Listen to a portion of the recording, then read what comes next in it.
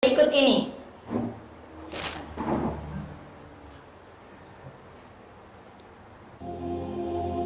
Kita ambil sepotong wajah Nabi Shallallahu Alaihi Wasallam, kita tinggalkan sepotongnya sehingga tidak terbentuk Rasul dalam diri kita. Kemudian pelan tapi pasti generasi kita bahkan tidak mengenalnya sama sekali. Tidak saat senyum, tidak saat tegas. Semestinya negeri ini mengenalkan di dalam semua kurikulumnya, kurikulum pendidikan di sekolahnya atau di kampusnya atau kurikulum di rumahnya. Karena tugas mendidik bukan hanya tugas sekolahan. Sehingga kelak lahir generasi ketika mereka tumbuh, terutama di usia remajanya, di usia mudanya, mereka memiliki keteladanan yang luar biasa dan tidak salah meneladani.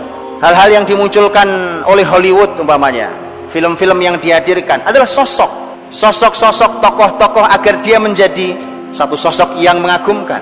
Karena setiap kita pasti mengagumi seseorang. Akhirnya yang terjadi adalah generasi kita kagum bahkan pada sosok yang tidak pernah ada di muka bumi ini. Adalah sosok fiktif buatan yang tidak pernah ada. Dan betapa sangat bahayanya itu.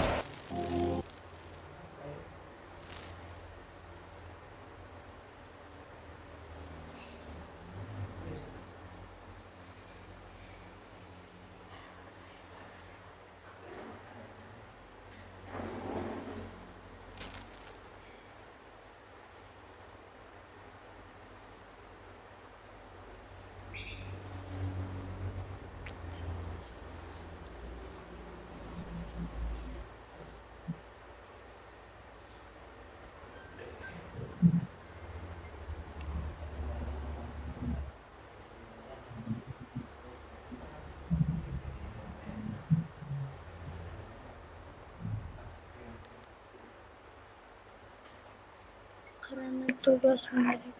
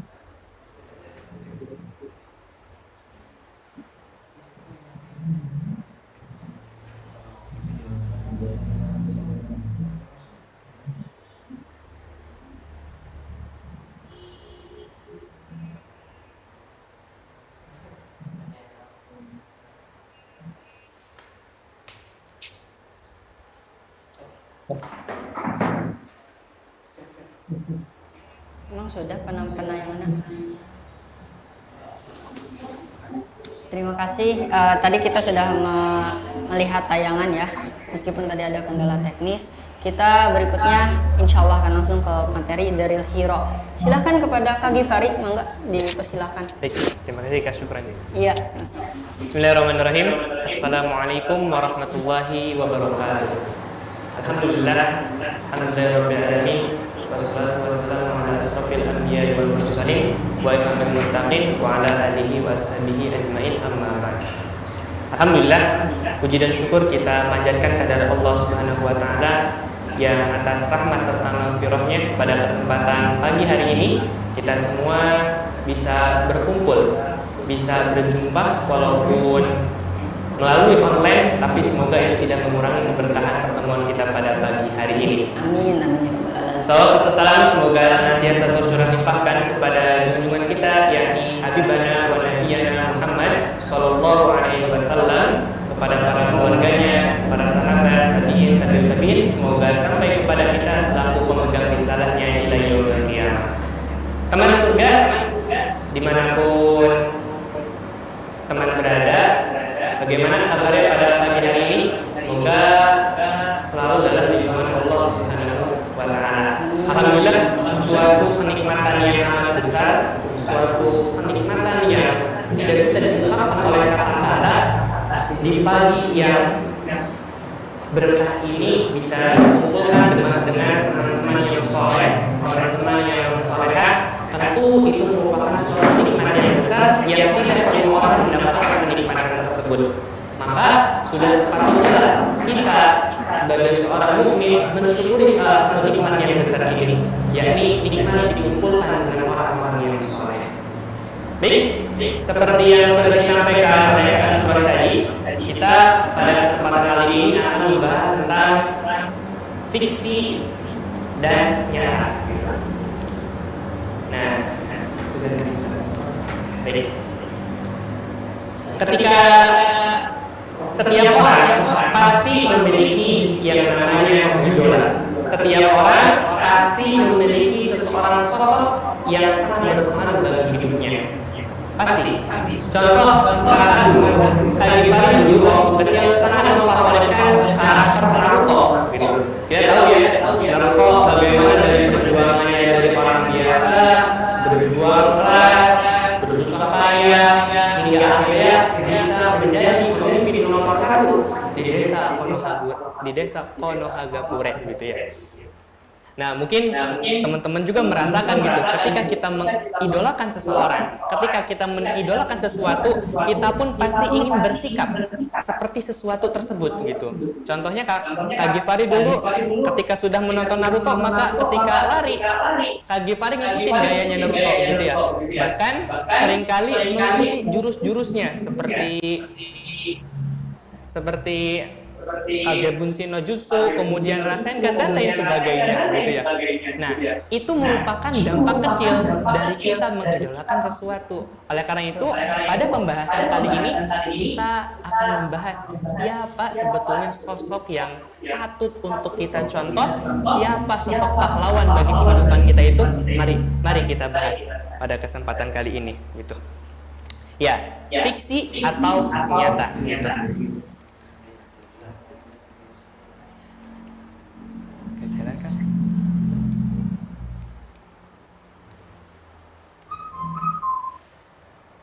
Ya, baik. Pernahkah teman-teman mengenal salah seorang tokoh yang namanya Hawkeye gitu ya? Hawkeye adalah seorang pemanah yang handal, yang terkenal di dalam film bahwasanya dia tidak pernah melesat arah panahnya dari sasarannya begitu. Sungguh sangat hebat begitu. Namun ketika kita balik terhadap sejarah Islam, ternyata kita punya sosok pahlawan yang seperti Hawkeye. Jadi kalau kata Kak Syukran itu bukan Hawkeye tapi Hawkeye ya. Siapakah dia?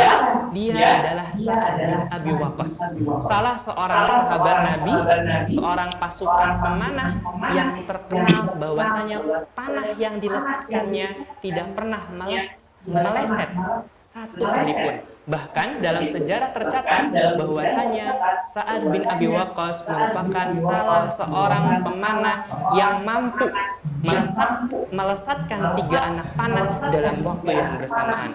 Wow, sungguh fakta yang menarik. Apakah kita bisa? Tentu kita juga pasti bisa, gitu ya. Kemudian kita mengenal Rambo. Mungkin sahabat-sahabat teman surga yang sekarang kuliah pasti kenal siapa itu Rambo, gitu ya. Rambo adalah seorang militer ya yang di dalam filmnya mampu memenangkan pertandingan yang sulit melawan pasukan musuh sendirian dan mampu kembali dengan selamat. Itu dalam film. Ternyata dalam sejarah membuktikan bahwasanya kita umat Islam memiliki sosok superhero yang seperti itu. Siapakah beliau? Beliau adalah Khalid bin Walid, salah seorang panglima perang yang setiap perang selalu mampu masuk ke jantung pertahanan musuh dan kembali dalam keadaan selamat. Bahkan tercatat dari semua peperangan yang beliau lalui tidak pernah satupun beliau menelan satu kekalahan pun, gitu. Kemudian next. Kita mengenal, kalau teman-teman yang mungkin ke anime pasti mengenal sosok Shinichi Kudo, gitu. Atau mungkin kalau teman-teman mengenal Conan dari versi kecilnya, gitu. Shinichi Kudo yang kita tahu beliau adalah orang pemuda yang cerdas, yang mampu menyelesaikan permasalahan yang pelik, permasalahan yang sulit dalam waktu yang singkat, begitu. Tentu itu di dalam anime. Ternyata di dalam dunia nyata kita memiliki superhero yang seperti itu.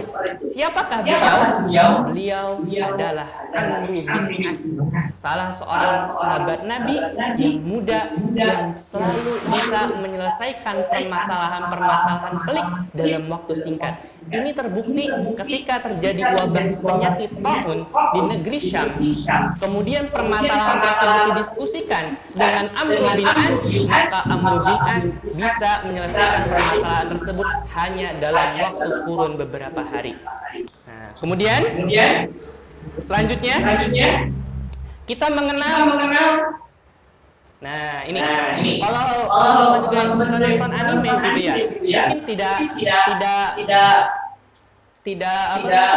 tidak asing dengan salah satu tokoh ini ya. Dalam anime Shingeki no Kyojin kita mengenal salah satu tokohnya namanya Levi Experiment, gitu. Dia adalah seorang petarung yang kuat serta lincah saat mengalahkan lawannya di dalam anime, gitu. Dan ternyata di dalam kehidupan kita punya sosok pahlawan yang seperti itu. Siapakah beliau? Beliau adalah Mus'ab bin Umair, seorang lelaki yang gagah, seorang lelaki yang kuat, seorang petarung yang kuat, kemudian lincah dalam mengalahkan musuhnya di medan perang. Teman-teman yang dirahmati oleh Allah Subhanahu wa taala, jika kita ambil kesimpulan dari sosok real atau fiksi yang Kak Gifari tadi sudah sampaikan, maka kita bisa mendapatkan satu kesimpulan bahwasanya mereka semua adalah anak muda. Kenapa demikian? Karena kita tahu bahwasanya anak muda adalah penopang dari suatu peradaban. Apabila suatu peradaban itu baik, maka di balik itu ada generasi muda yang kuat, generasi muda yang mulia. Namun sebaliknya, apabila suatu peradaban itu merosot, suatu peradaban itu buruk, maka di balik itu ada sosok generasi muda yang lemah, generasi muda yang hina.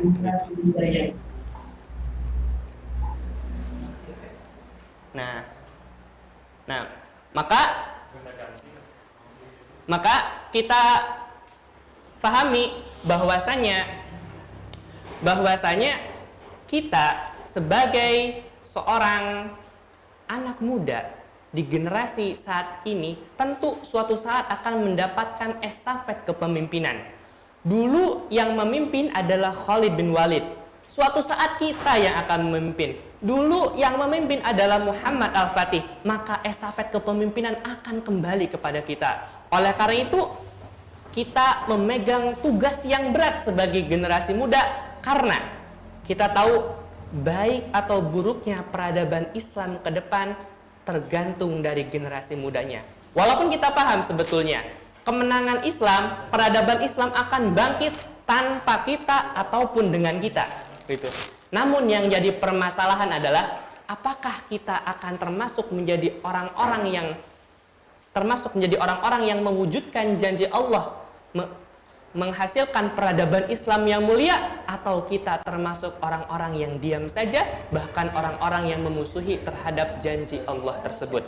Oleh karena itu, sudah menjadi keharusan kita sebagai generasi muda harus menjadi generasi muda yang keren.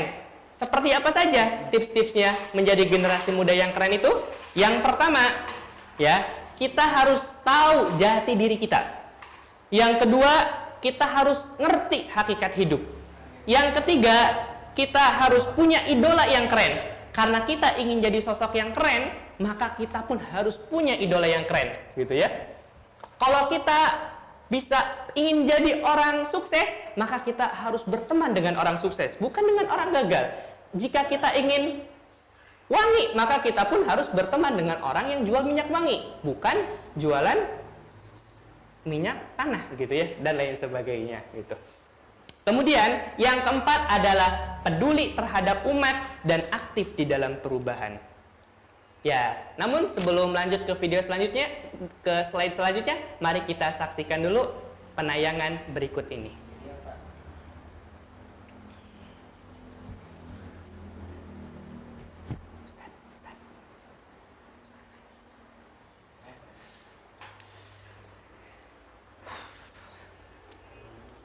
Saya larut kepada masa lalu kebesaran Islam itu, karena kami pernah membangun sekian masa lamanya kebesaran di muka bumi ini yang ditopang oleh anak-anak muda yang memiliki cita yang sangat tinggi, anak-anak muda yang melalui jalur-jalur yang sulit tapi mereka berhasil menaklukkannya, dan mereka tidak kenal kecuali hanya Islam ini agama. Kalau di siang hari kalian saksikan mereka adalah para ksatria yang menggedor benteng-benteng kekafiran dan kemunafikan, tapi kalau di malam hari kalian tidak akan jumpai mereka kecuali mereka sedang bersujud pada Allah Subhanahu wa Ta'ala.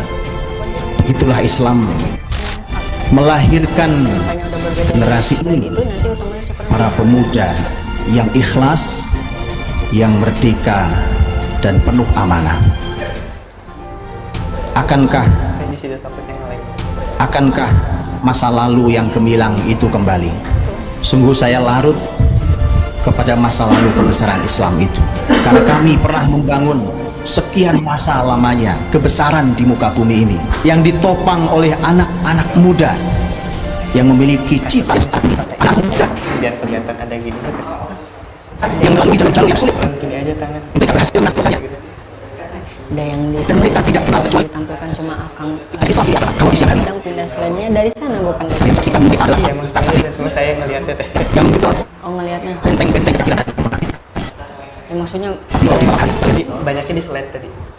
tidak akan jumpai mereka kecuali nggak di slide sana emang pindah-pindah.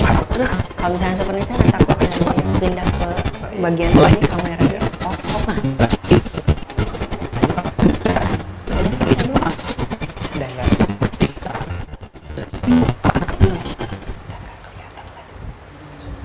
Ini Kelihatan di sini. Akankah masa lalu yang gemilang itu kembali? Sungguh saya larut kepada masa lalu kebesaran Islam itu, karena kami pernah membangun sekian masa lamanya kebesaran di muka bumi ini yang ditopang oleh anak-anak muda yang memiliki cita yang sangat tinggi, anak-anak muda yang melalui jalur-jalur yang sulit tapi mereka berhasil menaklukkannya. Mereka tidak kenal kecuali hanya Islam ini agama. Kalau di siang hari kalian saksikan mereka adalah para ksatria yang menggedor benteng-benteng kekafiran dan kemunafikan, tapi kalau di malam hari kalian tidak akan jumpai mereka kecuali mereka sedang bersujud pada Allah Subhanahu wa Ta'ala. Begitulah Islam melahirkan generasi ini, para pemuda yang ikhlas, yang merdeka dan penuh amanah. Akankah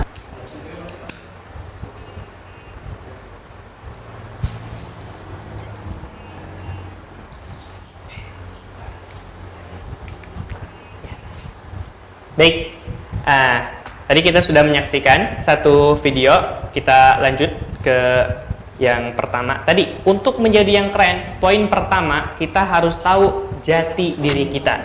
Siapa kita, gitu. Ya, siapa kita, gitu. Siapa Anda? Ya, siapa kita itu? Nah, kita adalah kaum muda, remaja. Siapa tuh? Remaja itu yang pasti bukan anak-anak, bukan orang dewasa, bukan kakek-kakek or nenek-nenek gitu, dan bukan selain yang di atas. So, remaja adalah peralihan dari masa anak-anak ke masa dewasa. Batasan usia remaja berbeda-beda sesuai dengan sosial budaya setempat. Menurut WHO, batasan usia remaja adalah 12 sampai 24 tahun. Menurut Depkes, dari segi program pelayanan, remaja adalah mereka yang berusia 10 sampai 19 tahun. Nah, so teman-teman surga yang dirahmati Allah Subhanahu wa taala, jadi remaja itu tadi adalah peralihan dari masa anak-anak menuju ke masa dewasa. Ya, tentunya kita sekarang berada di fase tersebut begitu. Nah, kemudian kita nanti apa sih hebatnya kaum muda tersebut? Nah, kita nanti akan melihat pada peradaban Islam yang dulu pernah berjaya selama kurang lebih 14 abad lamanya, kita memiliki kaum muda yang hebat-hebat, kaum muda yang top banget begitu ya, para superhero yang real. Siapakah remaja-remaja pada peradaban Islam yang menginspirasi? Kak Gifari akan sampaikan di beberapa slide ke depan gitu. Nah, yang pertama kita mengenal Zubair bin Awam yang pada usia 15 tahun sudah menjadi mujahid dan juru dakwah. Apalagi beliau terkenal sebagai teman diskusi Rasulullah Shallallahu Alaihi Wasallam. Kita di usia 15 tahun sedang apa? Mungkin sedang mabar bareng sama teman-teman kita. Nah, Zubair bin Awam pada usia 15 tahun sudah menjadi seorang mujahid, bahkan menjadi teman diskusi dari orang yang paling mulia di muka bumi ini. Siapakah? Yakni Rasulullah Shallallahu Alaihi Wasallam gitu.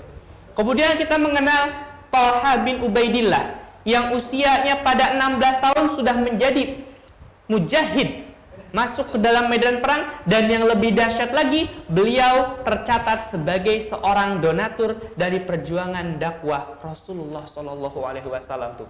Usia 16 tahun sudah menjadi pejuang agama Allah, turun ke medan perang, bahkan turut membiayai. Ya, mungkin kalau teman-teman kan kalau kita usia 16 tahun masih dibiayai oleh orang tua untuk sekolah. Nah, Talha bin Ubaidillah pada usia 16 tahun sudah mampu gitu menjadi donatur, memberikan hartanya di jalan Allah Subhanahu wa taala. Kemudian kita mengenal Sa'ad bin Abi Waqqas yang pada usia 16 tahun sudah turut serta dalam perang Uhud gitu.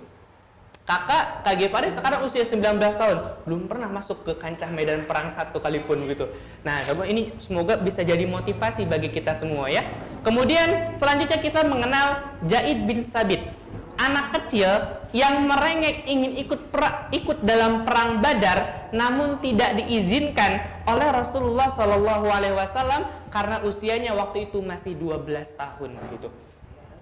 Kita dulu usia 12 tahun itu merengek pengen apa gitu? Mungkin merengek ingin dibelikan HP, ingin diberikan makanan. Nah, Zaid bin Sabit sebelum usia 12 tahun merengek, menangis, meronta-ronta, ingin meminta ikut serta dalam perang bersama dengan Rasulullah Shallallahu Alaihi Wasallam. Sungguh malu kita dengan anak yang seusia gitu, tapi sudah menjadi orang yang hebat. Ya. Kemudian kita pun mengenal di kalangan tabi'in Imam Syafi'i hafal Al-Quran pada usia 7 tahun gitu. Usia 7 tahun berarti kalau di Indonesia baru masuk kelas 1 SD. Kita waktu masuk kelas 1 SD sudah hafal apa? Kalau dulu saya mungkin sudah hafal Al-Fatihah gitu ya. Ya, Al-Fatihah pun kadang masih salah pengucapannya. Nah, Imam Syafi'i usia 7 tahun sudah hafal Al-Quran. Kemudian hafal kitab Al-Muwatta karangan Imam Malik pada usia 10 tahun. mendapatkan ijazah sebagai mufti atau hakim pada usia 15 tahun begitu. 15 tahun sudah menjadi hakim begitu. Kalau kita usia 15 tahun seringkali masih menghakimi diri kita sendiri gitu. Lanjut, kita mengenal sosok Muhammad Al-Fatih ya. Nah, mungkin teman-teman lihat ya, yang sebagai door prize ini salah satu buku tentang menjelaskan tentang perjuangan seorang Muhammad Al-Fatih begitu. Sesosok yang sudah dikabarkan oleh Rasulullah SAW ratusan tahun sebelum seorang Muhammad Al-Fatih itu menaklukkan Konstantinopel begitu. Siapa Muhammad Al-Fatih?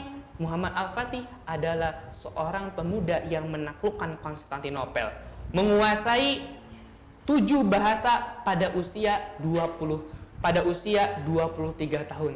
Kalau kita sekarang udah menguasai berapa bahasa teman-teman?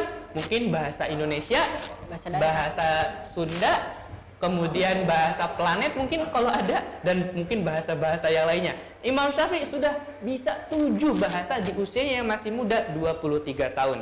Kemudian menjadi gubernur ibu kota pada usia 21 tahun gitu. Kalau sekarang kita usia 21 tahun kan masih kuliah gitu ya. Nanti udah selepas kuliah juga bingung. Ya, masih nyari kerja, mau nikah nggak berani gitu ya. Nah, ini seorang Muhammad Al-Fatih usia 21 tahun sudah bisa menjadi seorang gubernur gitu. Kemudian ini salah satu keistimewaan yang mencirikan bahwasanya Muhammad Al-Fatih adalah orang yang mulia, seorang pemimpin terbaik yang sudah dikabarkan oleh Rasulullah SAW adalah beliau tidak pernah terlewat meninggalkan sholat rawatib dan sholat malam di dalam hidupnya barang satu kali pun. Nah, ya, itu poin yang pertama. Jadi kita harus tahu siapa kita ini. Kita ini anak muda yang tenaganya masih kuat, pikirannya tajam gitu ya. Kemudian luar biasa, tenaganya sangat kuat begitu. Berbeda dengan mungkin orang tua yang sudah mulai melemah gitu. Maka kita harus tahu, sekali lagi Kak Gepari sampaikan, kita harus tahu siapa diri kita. Karena kita, di tangan kita terdapat suatu peradaban yang nanti akan kita bawa, tergantung kita akan membawanya kepada peradaban yang mulia atau kita membawanya kepada peradaban yang buruk. Yang kedua, agar kita menjadi orang remaja yang keren, kaum muda yang keren, kita harus mengerti hakikat hidup gitu. Kita harus mengerti hakikat hidup. Wahai hamba Allah, wahai teman surga, kemanakah tujuan hidup kita gitu? Seseorang harus punya tujuan agar terarah kehidupannya. Kak Gifari ibaratkan ketika kita main bola, maka golnya sudah jelas. Apa yang harus kita lakukan adalah memasukkan bola ke gawang musuh. Sehingga apapun yang kita lakukan di medan bola, tujuannya adalah untuk menggolkan bola tersebut ke gawang musuh gitu. Semakin jelas tujuan kita, maka akan semakin jelas juga arah dari kehidupan kita. Maka dari itu kita harus tahu kemana arah tujuan hidup kita gitu. Nah, maka untuk mengetahui itu semua, kita harus menjawab salah satu pertanyaan besar di dalam kehidupan kita atau seringkali disebut dengan Al-Uqdatul Kubra. Apa itu Al-Uqdatul Kubra? Adalah pertanyaan besar tentang dari mana kita berasal, untuk apa kita hidup di dunia, dan akan kemana kita setelah kehidupan dunia. Nah, tentu kita sudah paham bahwasanya kita berasal dari siapa? Berasal dari Allah Subhanahu wa Ta'ala. Tentunya Allah menurunkan kita ke muka bumi ini, Allah berikan tugas kepada kita. Tidak semena-mena Allah itu menciptakan kita tanpa memberikan tugas atau misi untuk kita semua. Contoh gini, seorang yang membuat HP pasti ada maksud dan tujuannya membuat HP untuk mempermudah komunikasi antara manusia begitu. Seorang yang bikin bala-bala pasti ada tujuannya gitu ya, agar orang-orang bisa kenyang gitu. Pasti segala sesuatu itu ada tujuannya dari penciptaannya gitu. Nah, maka ini sudah dijelaskan nanti di dalam Al-Quran, apa sebetulnya tujuan dari kehidupan manusia itu. Allah berfirman di dalam Quran surat Az-Zariyat ayat 56, "Wa ma khalaqtul jinna wal insa illa liya'budun." Dan tidaklah aku ciptakan jin dan manusia kecuali untuk beribadah kepadaku. Itu. Apa itu ibadah? Imam Malik mengatakan di dalam tafsirnya, al-ibadatu hiya. Ibadah itu adalah ta'atullah, taat kepada Allah, wa khudu'u lahu, tunduk kepadanya, watizamu ma syara'ahu minad din, dan berpegang teguh terhadap apa yang telah disyariatkannya di dalam agamanya. Itu adalah makna ibadah. Dan kita paham bahwasanya setiap orang yang hidup pasti akan mati. Seorang yang hidup pasti akan berakhir gitu. Maka kemana nanti kita setelah kehidupan dunia? Tentu jawabannya adalah akhirat. Yang di akhirat kita tahu nanti ada surga dan neraka. Lanjut.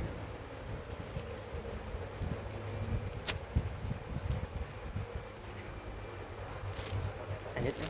Langsung gitu aja. Terus lagi kan? Nah, ya.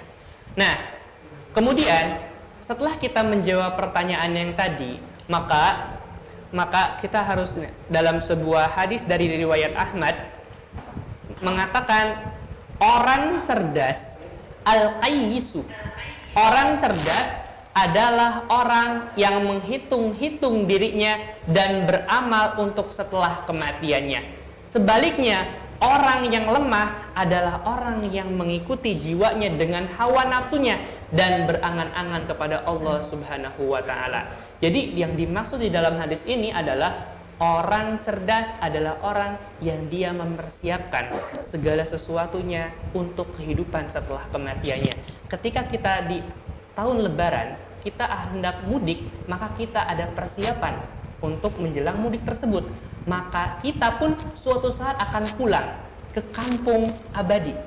Kita suatu saat akan mudik ke kampung akhirat. Maka sudah sepatutnya lah kita pun mempersiapkan untuk bekal akhirat kita.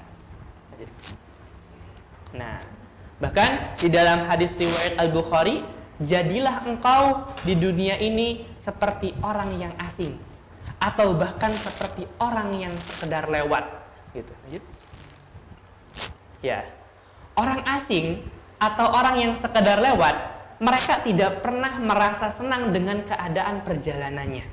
Mereka memahami bahwa mereka pergi hanya sementara. Mereka menyadari bahwa semua akan mereka tinggalkan. Mereka merindukan berkumpul kembali di tempat asalnya, yakni di kampung akhirat. Ketika kita melakukan suatu perjalanan, maka kita di jalan tol kita akan menemukan yang namanya rest area gitu, tempat istirahat. Pertanyaan dari Kak Gifari untuk teman-teman semua, apakah kita selamanya ada di rest area atau hanya untuk sementara? Nah, rest area tersebutlah macam halnya kita hidup di dunia. Kita masuk ke dalamnya dan suatu saat kita akan meninggalkannya gitu. Nah, maka sudah dijelaskan oleh Sayyidina Umar bin Khattab yang bahwasanya letakkanlah kehidupan dunia ini di dalam genggaman tanganmu, jangan pernah meletakkan dunia ini di dalam hati Anda, karena kita tahu bahwasanya nanti di akhir zaman akan merebak salah satu penyakit yang sangat luar biasa berbahaya, yakni penyakit wahan. Apa itu wahan? Hubbud dunya, cinta dunia dan takut mati. Dan kita bisa lihat itu sekarang menjadi penyakit di dalam kaum muslimin gitu. Kemudian di hadis selanjutnya kita akan mengenal harga dunia itu seperti apa. Dunia itu suatu hal yang murah. Dunia itu suatu yang tidak berharga, karena nanti suatu yang berharga itu adalah kehidupan akhirat. Dalam hadis riwayat Muslim, tidaklah dunia ini dibandingkan dengan akhirat kecuali hanya semisal salah seorang dari kalian memasukkan sebuah jarinya ke dalam lautan, maka hendaklah ia melihat apa yang dibawa oleh jari tersebut ketika diangkat. Sungguh sangat kecil harga dunia ini. Ya. Nah, kemudian kita harus paham bahwasanya tadi kehidupan dunia ini adalah kehidupan yang sementara. kehidupan yang sebentar, suatu perantauan yang sebentar sekali. Dalam Quran surat Al-Mu'minun dijelaskan, Allah bertanya, berapa tahunkah lamanya kamu tinggal di bumi? Mereka menjawab, kami tinggal di bumi sehari atau setengah hari. Maka tanyakanlah kepada malaikat yang menghitung. Allah berfirman, kamu tidak tinggal di bumi melainkan sebentar saja, kalau kamu sesungguhnya mengetahuinya. Terjemah dari Quran surat Al-Mu'minun. Kemudian di dalam Quran surat Yunus pun demikian. Dan ingatlah, pada hari yang di waktu itu Allah mengumpulkan mereka. Mereka merasa di hari itu seakan-akan mereka tidak pernah berdiam di dalamnya. Maksudnya di dalam dunia. Hanya sesaat di siang hari. Di waktu itu mereka saling berkenalan. Sesungguhnya rugilah orang-orang yang mendustakan pertemuan mereka dengan Allah dan mereka tidak akan mendapatkan petunjuk. Terjemah dari Quran surat Yunus ayat 45. Nah, maka ketika kita bandingkan kehidupan dunia dengan kehidupan akhirat, maka sungguh sebentar sekali kehidupan dunia kita. Nanti kehidupan di akhirat, bahwasanya bagaimana keadaan kalian jika mengumpulkan di suatu tempat seperti berkumpulnya anak-anak panah di dalam wadahnya selama 50.000 tahun dan dia tidak pernah menaruh kepedulian terhadap kalian. Hadis riwayat Hakim dan Tabrani. Kemudian malaikat-malaikat dan Jibril naik menghadap kepada Rabb-nya dalam sehari yang kadarnya 50.000 tahun. Ya.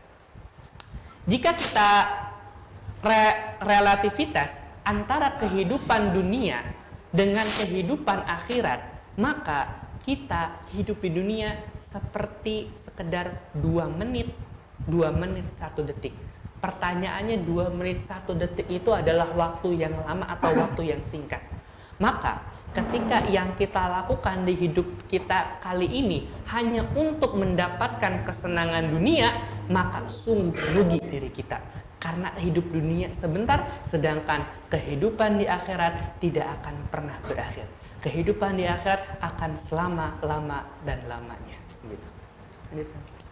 Ya, baik. Sebelum kita lanjut ke video yang ke slide yang selanjutnya, mari kita saksikan dulu salah satu video berikut ini.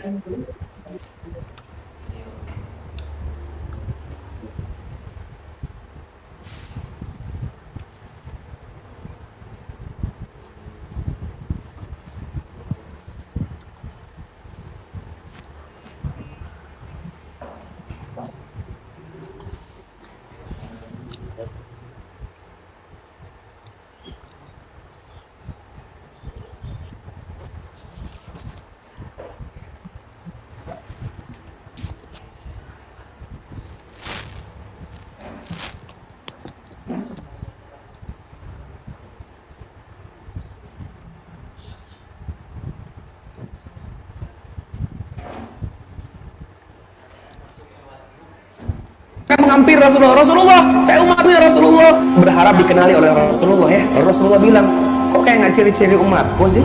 Coba bacain ayat Quran yang dikit aja, nggak hafal Rasul. Coba bacain hadis-hadis Nabi, nggak hafal Rasul. Terus kamu umatku dari mananya? Yang kamu hafal apa? Saya hafal lagu-lagu Korea, saya hafal nama-nama opa-opa, saya hafal semua genre dramanya. Oh, genre drama, berarti ingat nggak kisah-kisah saya waktu dulu berjuang? Enggak Rasul. Kamu nggak hafal siapa saja nama sahabat yang dijamu masuk surga? Enggak. Kamu aku dari mana? Rasulullah pun pergi. Saya menatap punggungnya dengan sangat sedih karena saya sudah melewatkan kesempatan saya. Dan saya berteriak, mana nih kemarin apa-apa yang saya bangga-banggakan? Yang 24 jam saya sebut-sebut namanya, saya hafalkan lagunya, saya tonton filmnya, tolong dong selamatin saya. Ini udah mau masuk neraka ini. Tapi punya orang yang harusnya bisa nolong saya kecewakan. Saya sakiti hatinya. Sudah pergi Rasulullah Shallallahu Alaihi Wasallam. Iya, kadang-kadang Saya bayangin, besok kalau di akhirat saya akan mengutip Rasulullah. Saya macam tidak aku mah. Kebetulan orang kabel. Gimana? Poin yang ketiga, kita akan masuk ke poin yang ketiga, yakni ketika kita ingin menjadi orang keren, maka kita pun harus punya idola yang keren. Siapa?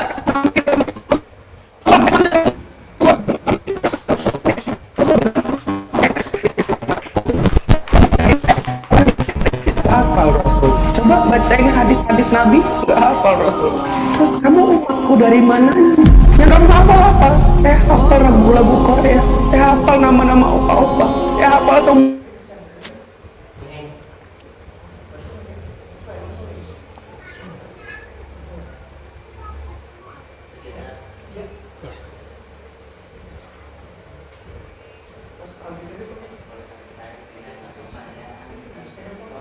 Mana nih kemarin apa-apa yang saya bangga-banggakan, yang 24 jam saya sebut-sebut.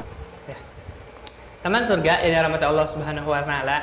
Kita masuk ke poin yang ketiga agar kita menjadi generasi muda yang cemerlang, generasi muda yang keren. Yakni kita harus memiliki idola yang keren. Siapa yang berhak kita idolakan? Maka kita akan bahas pada kesempatan kali ini. Nah, kita sebelum membahas tentang idola, kita harus membuka fakta sejarah gitu. Dari ketika sejarawan barat yang bernama Michael Hart gitu berkata jujur tentang fakta sejarah gitu. Beliau, Michael Hart itu adalah seorang penulis buku tentang 100 orang paling berpengaruh di muka bumi dan beliau melakukan riset selama 28 tahun.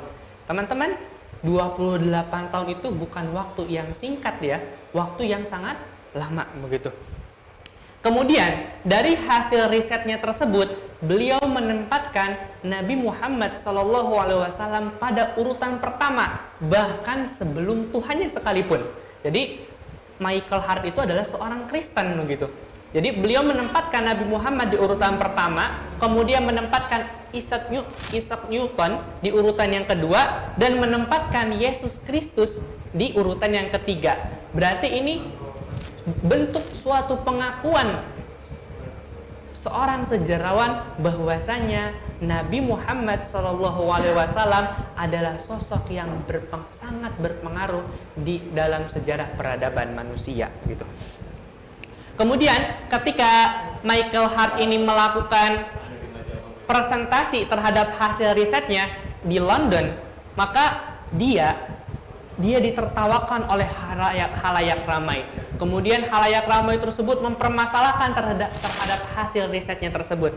Namun beliau menjawab bahwasanya saya tidak ragu menempatkan seorang Muhammad pada urutan yang pertama, karena kita tahu bahwasanya ketika Rasulullah SAW, bahwasanya ketika Muhammad itu mendeklarasikan dirinya sebagai seorang nabi dan utusan Allah pada tahun 611 Masehi, tidak banyak pengikut beliau. Bahkan tercatat hanya 4 orang yang mengikuti beliau.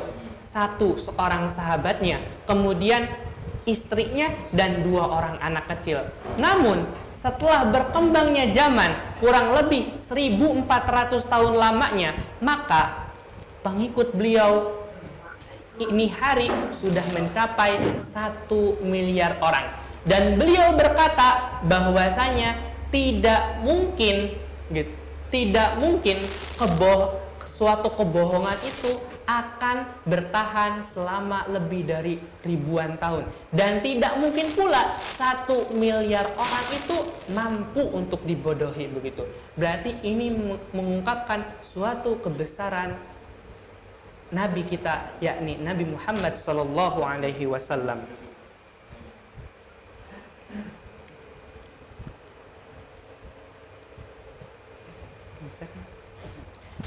Ya, Muhammad SAW. Maka dalam Islam kita harus tahu cinta pertama, first love ya, cinta pertama dan utama kita. Di dalam sebuah hadis dari Imam Al-Bukhari mengatakan, la yu'minu ahadukum hatta akuna ahabba ilaihi min walidihi wa waladihi wan nasi ajmain.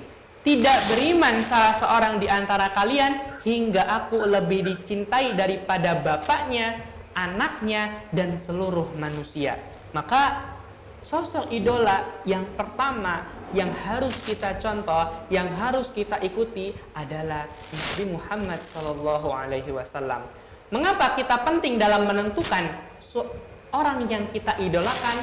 Karena nanti dalam sebuah penuturan hadis dari Anas radhiyallahu an berkata bahwasanya ini ketika para sahabat itu sedang berkumpul berkumpul dalam suatu majelis, ada salah seorang orang Arab Badui bertanya, "Ya Rasulullah, kapan terjadinya hari kiamat itu?"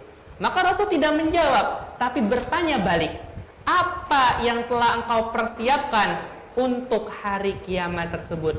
Maka sahabat tersebut berkata, "Aku tidak menyiapkan apapun." Qala la syai', tidak menyiapkan apapun, illa kecuali ini aku cinta kepada Allah dan Rasulnya, begitu. Maka berkata Nabi Muhammad SAW, anta ma'a man ahbabta, engkau akan bersama dengan orang yang engkau cintai.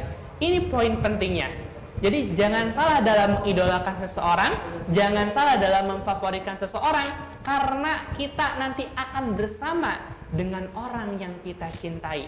Jika orang yang kita cintai itu adalah Rasulullah, kita berharap semoga kelak di akhirat kita dijumpakan dengan beliau, masuk ke dalam surga bersama beliau. Namun jika yang kita cintai itu adalah opak Korea, ya, opak atau opak? Opak ya. Soalnya kalau opak yang Kak Gifari kenal itu neneknya Upin Ipin gitu ya. Oh, opak Korea. Opak Korea. Kalau yang kita cintai itu adalah opak Korea gitu. Jangankan dia untuk menolong kita, dia pun nanti dalam kondisi yang hina, dalam kondisi yang tersiksa. Bagaimana dia bisa menyelamatkan kita? Nanti ini dijelaskan sebetulnya di dalam Quran surat Al-Isra. Ketika orang-orang itu menuntut kepada orang yang diikutinya, maka termasuk menuntut kepada setan gitu ya. Dulu kamu sudah membawa saya ke dalam jalan kesesatan. Maka setan hanya berkata, "Ya kenapa kamu mau ikut denganku?" gitu.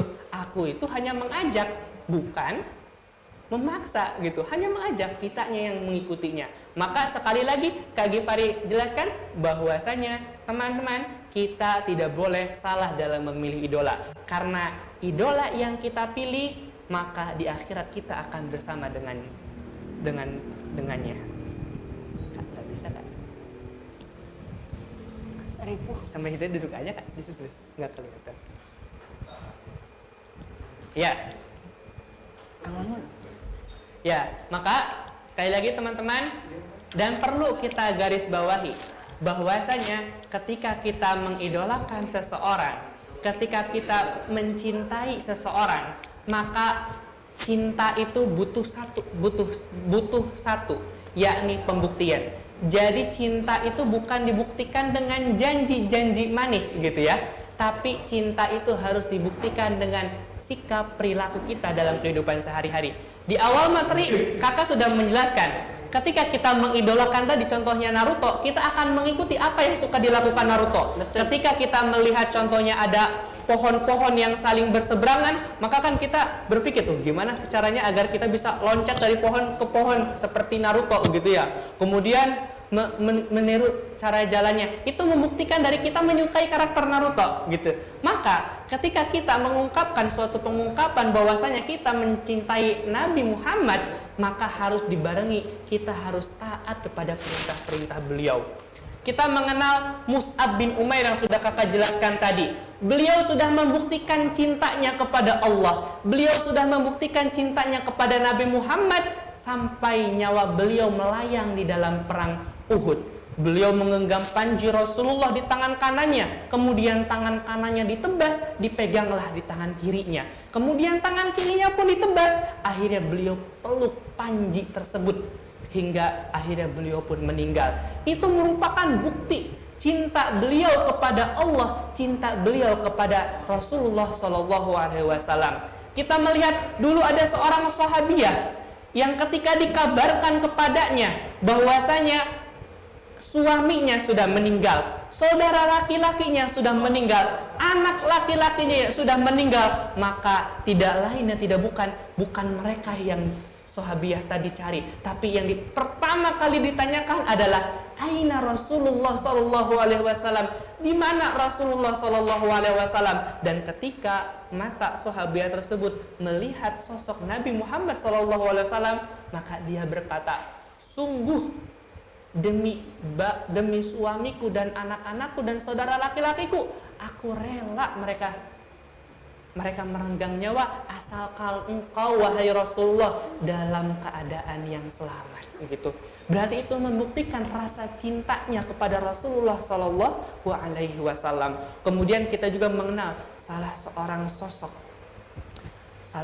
sosok pamannya Nabi, yakni Hamzah bin Abdul Muthalib, yang beliau berjuang di jalan Allah. Tentu tidak semata-mata itu agar membuktikan bahwasanya beliau itu adalah orang yang cinta kepada Allah dan Rasulnya. Iya.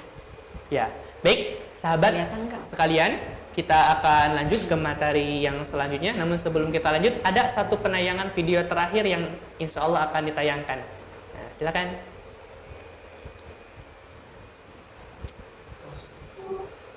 Mati, sibuk mikirkan diri sendiri terus mati dia, maka dia mati kerdil. Yang mati besar adalah orang yang meninggal dalam keadaan memikirkan umatnya. Itu anak muda. Mulailah antum memikirkan umat ini. Kalau antum urusannya cuma urusan di gua sedih sama teman update status, itu sih nggak jadi orang besar. Anak-anak muda kegundahannya hal yang sepele, remeh temeh, tidak akan pernah jadi orang besar. Jadi PR besar antum sekarang itu pikirkan tentang umat ini sampai dia menjadi sebuah kegundahan yang menjadi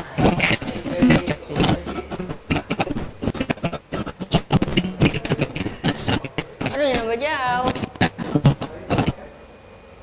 Ke situ tekan, aku sambil nyemil biasa. Pahit. Teka tingali dah. Enggak. Kalau misalnya pindah ke kamera ini kelihatan. Pahit. Jangan pindah ke kamera ini dulu ya. Soalnya next. Iya. 21 menit satu pembahasan pribadi agar segera bisa mengurusi umat ini. Karena kalau antum saja belum selesai memikirkan diri sendiri, bagaimana memikirkan umat ini? Seorang ahli tafsir mengatakan, kalau ada orang yang mati sibuk mikir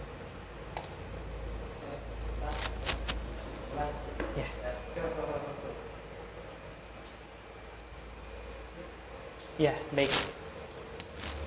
Dan terakhir, kita ke poin yang terakhir, poin yang keempat, yakni poin keempat adalah peduli terhadap umat dan aktif di dalam perubahan gitu. Kita sebagai generasi muda tadi sudah Kak Gifari sampaikan bahwasanya di tangan kita nanti ada kebaikan terhadap suatu peradaban. Di generasi muda lah yang akan menentukan suatu peradaban ke depannya. Akankah peradaban itu menjadi mulia atau menjadi terpuruk, itu di tangan kita. Maka kita sebagai generasi muda wajib untuk peduli terhadap umat, tidak sekedar peduli tapi aktif dalam membawa perubahan. Gitu. Sebagaimana yang sudah disampaikan, difirmankan oleh Allah Subhanahu wa taala di dalam Quran surat Ali Imran ayat 110, A'udzubillahi minasyaitonirrajim, kuntum khaira ummatin ukhrijat linnas, bahwasanya kamu adalah umat yang terbaik yang dilahirkan untuk manusia. Pertanyaan kakak untuk teman-teman semua, yakinkah kita bahwasanya kita sudah dipilih oleh Allah Subhanahu wa taala sebagai umat yang terbaik, sebagai umat yang terbaik dibandingkan umat-umat yang lainnya gitu. Kita harus sadar bahwasanya kita adalah umat yang terbaik. Nah, coba sahabat lihat realita yang terjadi pada generasi muda kita saat ini, ya. Generasi muda kita saat ini, mereka sibuk dengan tawurannya. Mereka sibuk dengan narkoba, gitu. Mereka memakan narkoba. Mereka tawuran. Ternyata generasi muda kita saat ini sungguh sangat lemah. Pertanyaannya, apakah salah Allah memfirmankan bahwasanya kita adalah umat yang terbaik, namun pada faktanya kita hari ini kita merupakan umat yang terpuruk dalam berbagai aspek? Salahkah Allah? Tentu Maha Suci Allah dengan segala firman-Nya. Bukan Allah yang salah, namun kesalahan itu ada terletak di dalam diri kita. Kenapa Kak Gifari mengatakan demikian? Karena untuk menjadi umat yang terbaik harus memiliki dua syarat, ya. Dua syarat. Kita akan menjadi umat yang terbaik selama kita memenuhi dua syarat yang ini. Apa saja syarat tersebut? Yang pertama adalah kita berpegang teguh kepada Al-Quran. Dan yang kedua, kita mengerat berpegang teguh terhadap as-sunnah. Sebagaimana yang disabdakan oleh Nabi, taraktu fikum amrayni lan tadillu ma tamassaktum bihima kitaballahi wa sunnata nabiyyi. Aku tinggalkan kepada kalian dua perkara yang kalian tidak akan pernah tersesat selama kalian berpegang teguh kepada keduanya. Apa itu? Yakni kitab Allah dan sunnah Rasulnya. Nah, maka dan ini pun selaras dengan apa yang pernah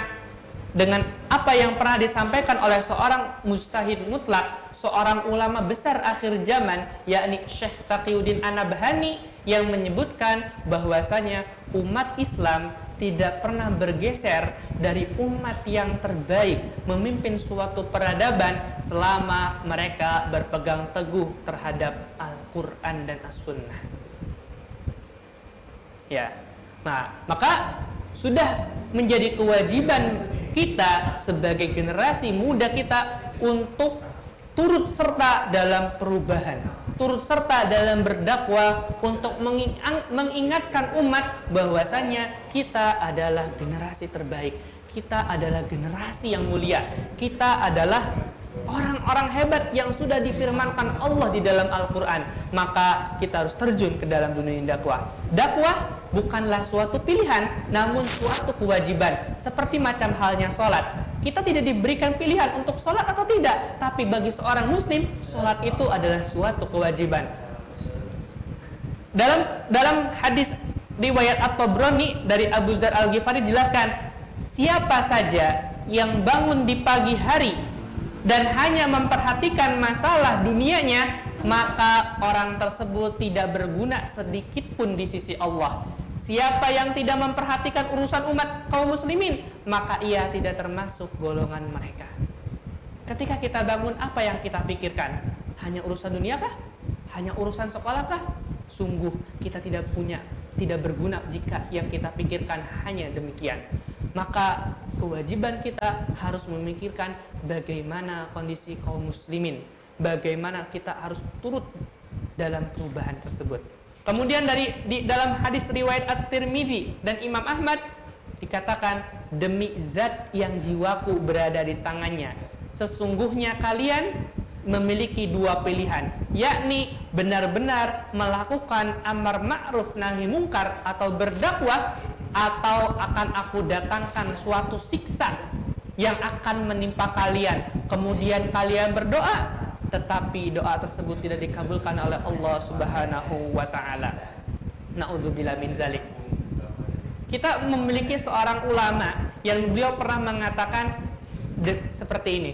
Kalau hidup hanya sekedar hidup, babi hutan juga hidup.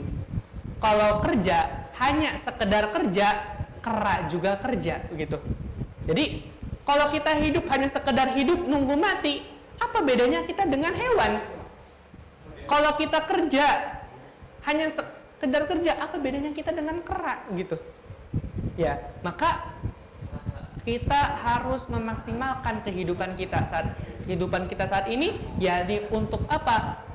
Untuk berdakwah, karena orang yang terbaik adalah orang yang paling bermanfaat bagi orang lain. Maka kakak pernah ditanya gitu tentang Kak Ghifari, pernah ditanya oleh teman itu, di sekolah saya ada juara 1 MTQ tingkat nasional, di juara saya ada juara 1 lomba olimpiade matematika, di sekolah saya ini ada anak yang pinter banget dan dia sering juara dalam setiap perlombaan. Maka pertanyaan Kak Ghifari cukup satu. Apa efeknya ketika dia juara terhadap orang-orang di sekitarnya? Karena kita seringkali melihat ada orang yang pintar tapi tidak bermanfaat bagi orang sekitarnya. Namun terkadang ada orang yang biasa-biasa saja namun bisa bermanfaat, bisa menimbulkan efek yang baik terhadap teman-teman yang ada di sekitarnya, gitu. Maka betul sekali ketika di dalam sebuah hadis dikatakan, khairun nas anfa'uhum linnas. Sebaik-baik manusia adalah yang paling bermanfaat bagi sesamanya. Maka, nah, teman-teman bisa lihat gambar, mungkin gambar di slide tersebut ya. kita harus aktif dalam perubahan gitu ya. Semoga dari perjuangan kita ini, memang perjalanan dakwah bukan suatu hal yang mudah.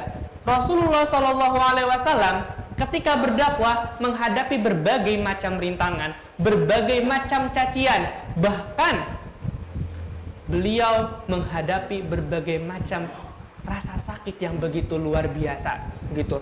Namun beliau tetap istiqomah, para sahabat tetap istiqomah untuk menyebarkan Islam hingga kiat dini hari Islam sampai ke negeri yang kita cintai ini, yakni negeri Indonesia. Islam bisa sampai di sini. Kalaulah Rasulullah SAW dan para sahabat tidak berdakwah, malas dalam berdakwah, yang mereka pikirkan hanya keselamatan dirinya sendiri, maka boleh jadi kita di dini hari masih dalam keadaan jahiliyah, dalam keadaan yang sesat. Namun dulu para sahabat dan Rasulullah SAW rela meninggalkan keluarganya, rela meninggalkan hartanya, rela meninggalkan tempat kediamannya, berada di tengah-tengah kancah peperangan untuk menyebarkan keberkahan sampai seluruh penjuru alam gitu. Maka ini mengindikasikan satu hal, bahwasanya jadi manusia itu tidak boleh egois, ya, tidak boleh egois. Karena kalau kita egois, tidak akan ada tempat kita di hadapan Allah Subhanahu wa taala. Kita tidak memiliki kedudukan sama sekali di hadapan Allah Subhanahu wa taala jika kita termasuk orang-orang yang egois. Maka wajib bagi kita, harus jadi bagi kita untuk turut serta dalam perubahan. Ya, mengaji bersama, kemudian ya. Nah, di tengah sudah Kak Gipari sampaikan, teman-teman surga yang dirahmati oleh Allah Subhanahu wa taala, bahwasanya jalur perjuangan kita ini bukan jalan yang mudah, jalan yang terjal, jalan yang penuh rintangan, jalan yang penuh cobaan. Namun kita ingat terhadap bisyarah dari Allah dan Rasulnya yang menjanjikan kepada orang-orang yang beriman, menjanjikan kepada orang-orang yang beramal soleh surga yang luasnya melebihi langit dan bumi dengan berbagai kenikmatannya. Maka bisyarah dari Rasulullah SAW ini ibarat tempat berteduh di tengah teriknya matahari, di tengah-tengah keputusasaan, sebagai secercah harapan. Walaupun kita capek, walaupun kita lelah, itu wajar, karena ini kehidupan dunia. Allah menciptakan rasa lelah di dunia ini, Allah menciptakan rasa capek di dunia ini. Karena rasa capek dan rasa lelah sebetulnya orang kafir pun merasakannya. Mereka ingin merusak kita, mereka pun berlelah-lelah. Ya, setan pun dalam menggoda kita, mereka pun berlelah-lelah. Maka kalau mereka saja dalam kebatilan berani untuk berlelah-lelah, kenapa kita dalam kebaikan tidak berlelah-lelah gitu? Kita merasakan lelah, sesungguhnya orang kafir pun merasakan lelah. Kita merasa letih, sesungguhnya orang kafir pun merasa letih. Namun perbedaannya hanya satu, kita punya harapan di sisi Allah Subhanahu wa taala, sedangkan mereka tidak gitu. Ya. Maka di penutup materi kali ini, ingat bahwasanya hidup adalah pilihan. Mau menjadi apakah teman-teman? Mengabaikan janji Allah dan menganggap remeh orang-orang yang mempercayainya, mendiamkan dan menunggu hasil daripada kejadian yang terjadi di depan mata, membuat beribu alasan agar tidak turut berjuang demi tegaknya Islam, menyerahkan harta dan nyawa Anda dan berbuat sekuat tenaga menegakkan Islam. Life is choice. Hidup itu adalah pilihan. Mau jadi seorang yang ikut berjuang, atau orang yang menonton, atau bahkan orang yang memusuhi, itu merupakan berada di bawah pilihan kita. Namun ingatlah ya, bahwasanya kita memang tidak akan dihisab terhadap kapan kejayaan Islam itu akan kembali, kapan Islam itu akan berjaya dari ufuk timur sampai ke ufuk barat, kapan khilafah ala minhajin nubuwah itu akan kembali tegak. Namun yang kita akan dihisab tentang apakah kita termasuk orang-orang yang memperjuangkannya atau tidak. Karena sungguh di hadapan Allah akan berbeda antara seorang pejuang dengan seorang pecundang gitu. Akan berbeda gitu. Kita akan berhujah di hadapan Allah ketika kita berdoa, ya Allah, sungguh aku ini merupakan bukti bahwasanya aku mencintai Allah dan Rasul-Nya.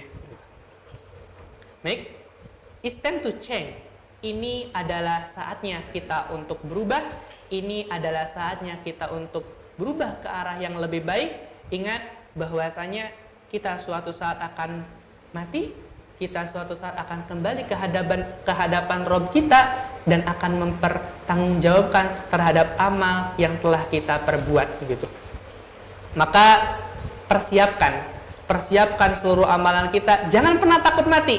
Yang jadi permasalahan bagi kita adalah persiapkan apa saja yang dibutuhkan bekal bagi kehidupan akhirat kita. Jangan takut untuk turun ke medan dakwah. Ada orang yang kakak pernah berdiskusi dengan satu orang. Ketika ditanya, kenapa kamu gak ikut dakwah? Takut mati. Pertanyaannya, tidak ikut dakwah pun kan pasti mati, begitu. Maka lebih baik mati dalam jalan dakwah dibandingkan mati dalam kondisi yang biasa-biasa saja, begitu.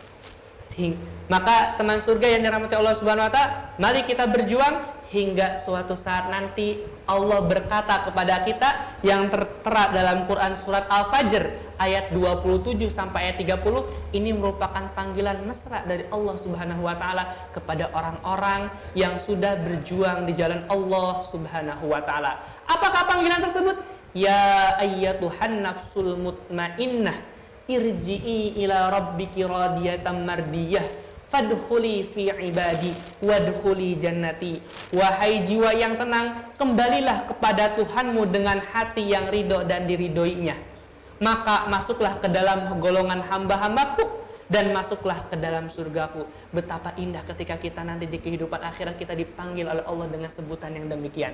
Maka mari kita jadi para pejuang agama Islam. Baik.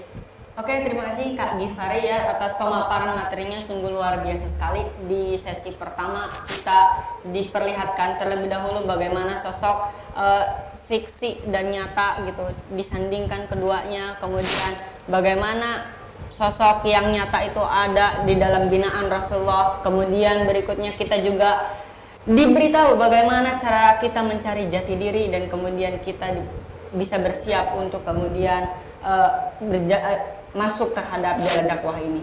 Luar biasa. Nah, sebelum lanjut ke sesi berikutnya, ini Kak Syukron dari Teman Surga punya merchandise yang eksklusif ya. Ini ganci yang luar biasa ini. Bagus ya. Bukan ganci yang seperti biasanya nih, Teman Surga.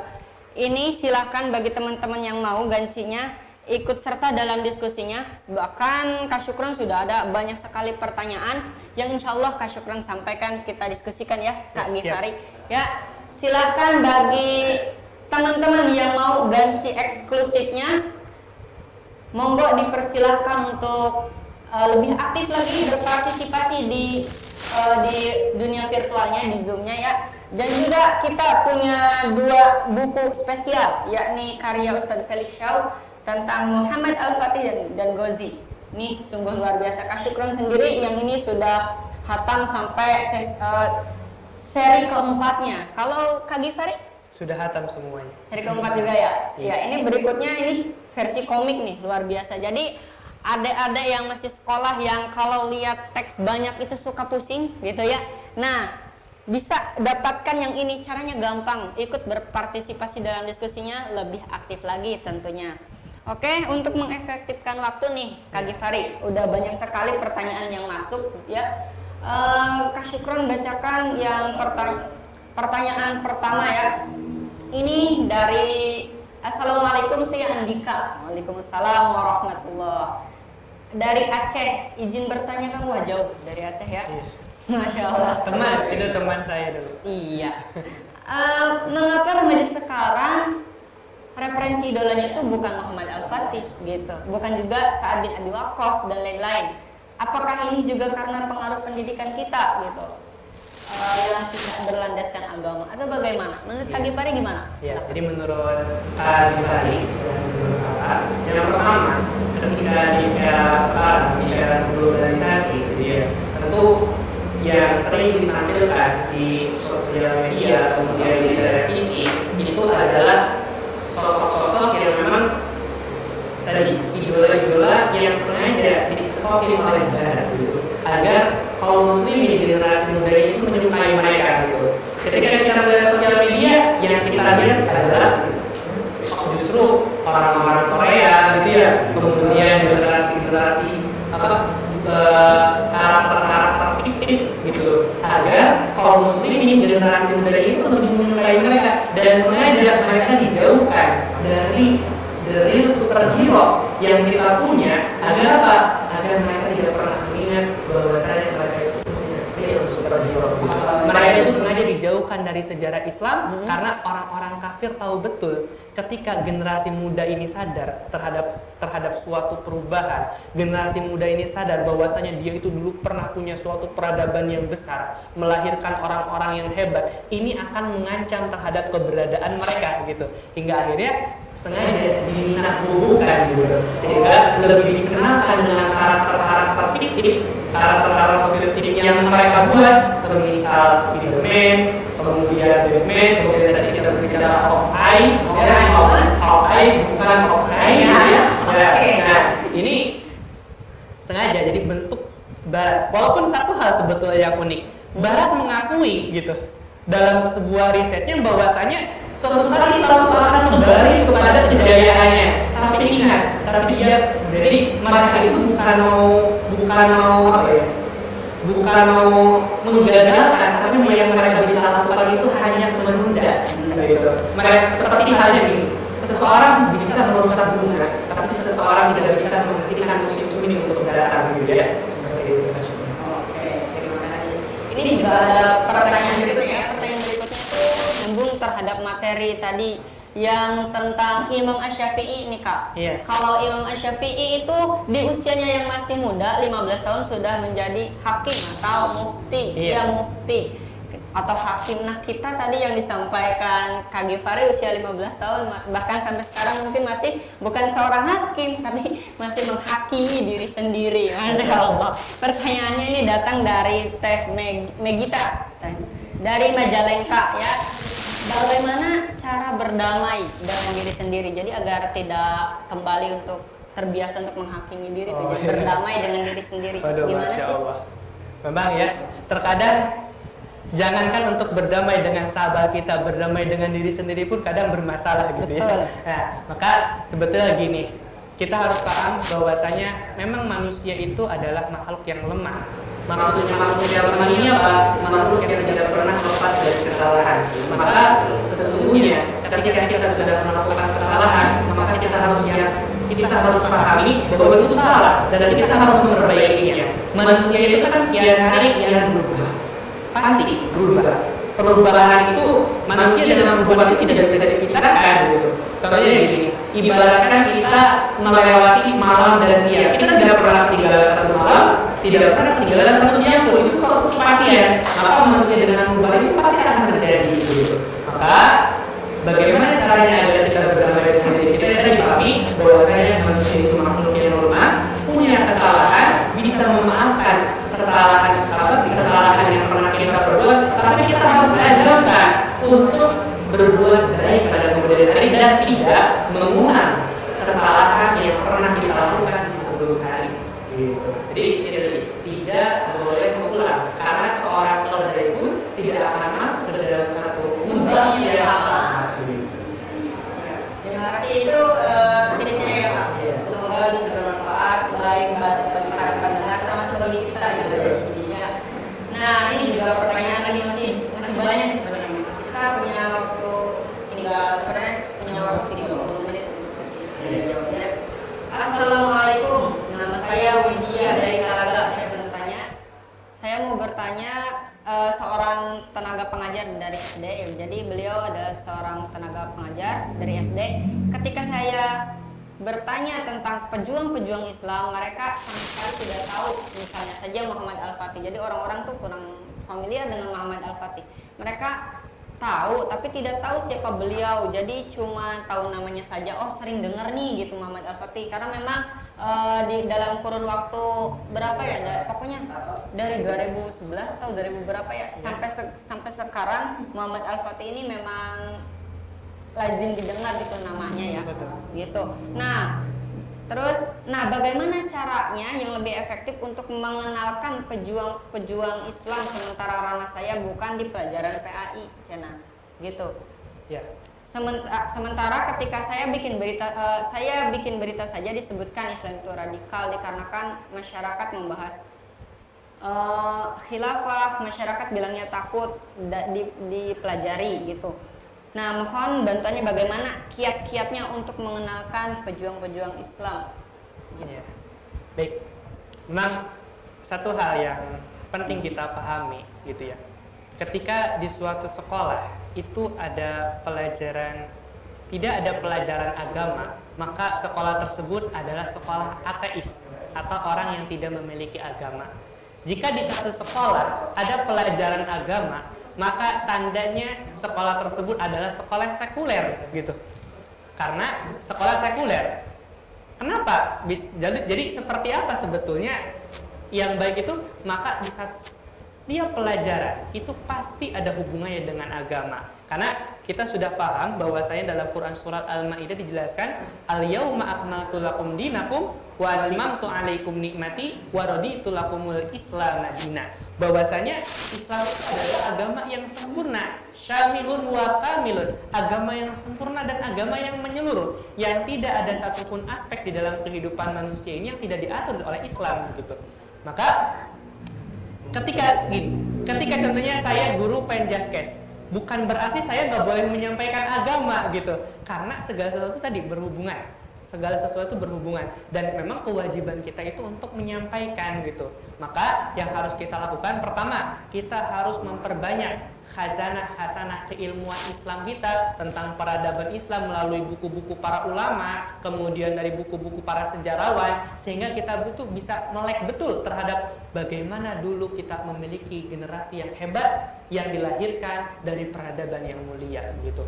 Nah, kemudian tadi bagaimana menghadapi contohnya cacian, kemudian makian ketika kita menyampaikan kebenaran. Pernah ada satu ilmu yang diajarkan kepada saya, yaitu terkadang sikap bodoh amat itu dibutuhkan gitu. Bodoh amat. Karena gini, Rasul pun dulu dakwah di Mekah ditolak, kemudian dihina, dicaci maki. Apakah itu membuat beliau menjadi putus asa? Tidak. Apakah itu membuat beliau akhirnya berhenti untuk berdakwah? Tentu tidak begitu. Maka jadikan gini, ketika jalur dakwah kita itu banyak tantangannya, terjadi itu memang sunatullahnya jalur dakwah itu seperti itu gitu.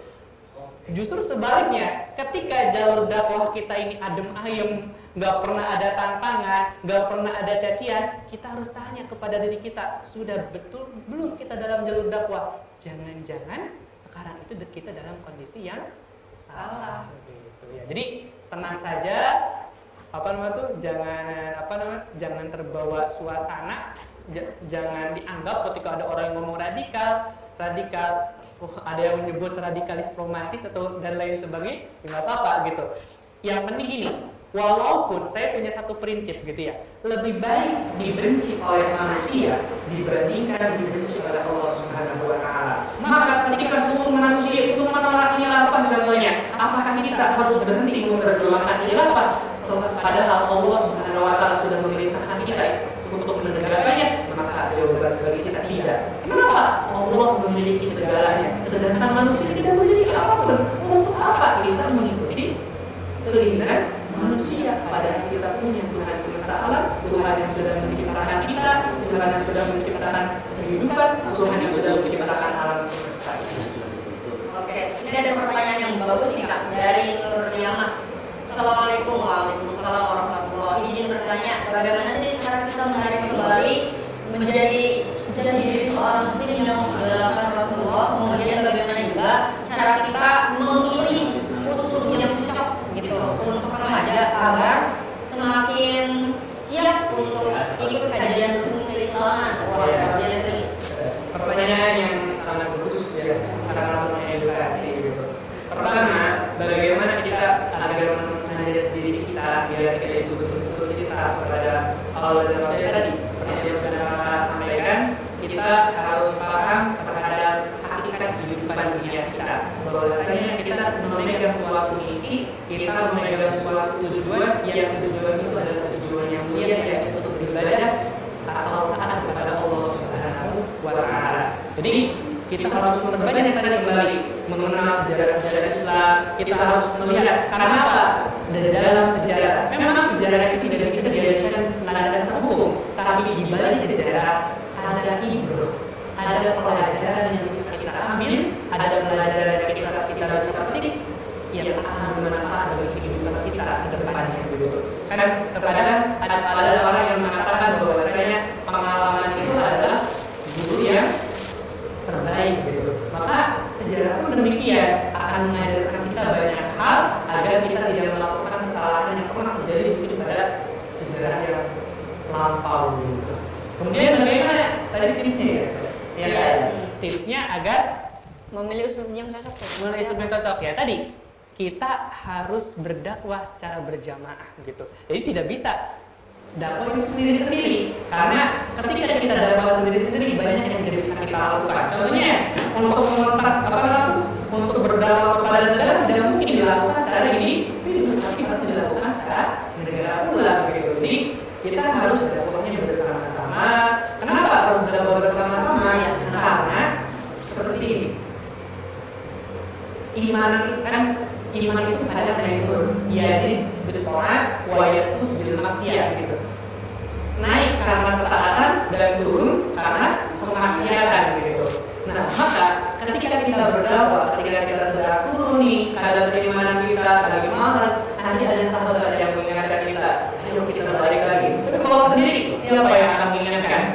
Pernahkah kita merasa kalau Pak Giwar itu selalu merasa ya, contohnya ketika Pak Giwar itu daun, malas mengajar, kemudian malas berdakwah, kemudian kumpul dalam sebuah forum gitu ya. Ketika ada forum tersebut, semangat lagi. Ini saya punya kewajiban ini. Nah, itu fungsinya dari jamaah itu salah satunya seperti itu, untuk saling menguatkan gitu, untuk saling menguatkan satu dengan yang lain. Oke, boleh menambahkannya terkait usul itu. Kalau usul itu setiap masa punya cara yang berbeda-beda. Misalnya zaman Rasulullah itu dengan syair, zaman sekarang ya kita lihat apa yang mudah untuk diterima oleh masyarakat banyak atau oleh yang banyak, misalnya podcast dan lain-lain begitu dan sebagainya. Seperti itu Kak. Jadi sesuai dengan konten-konten dakwah yang variatif yang bisa disenangi oleh halayak remaja gitu ya. dengan membuat video kreatif, terus kemudian podcast menarik, video edukatif dan sebagainya seperti itu. Nah, ini masih banyak sebenarnya pertanyaan syukron ini saja yang beruntung kalian yang misalnya terpilih pertanyaannya dan insya Allah akan mendapatkan ganci eksklusif ya dari teman surga. Tadi juga ya agak masih ada korelasinya. Jadi kita itu harus punya jamaah gitu. Ya. Dan salah satunya jamaah yang untuk remaja itu adalah teman surga. Betul. Dengan begini kita memiliki komunitas teman surga, kita bisa saling menasehati dalam kebaikan dan saling menasehati dalam ketaatan tentunya. Ya, nah seperti itu. Ini datang pertanyaan dari Wong Cirebon, ya dari Cirebon. Namanya Zulfa, ya. Kak, bagaimana cara menumbuhkan jiwa keislaman di zaman yang penuh fitnah? Gitu.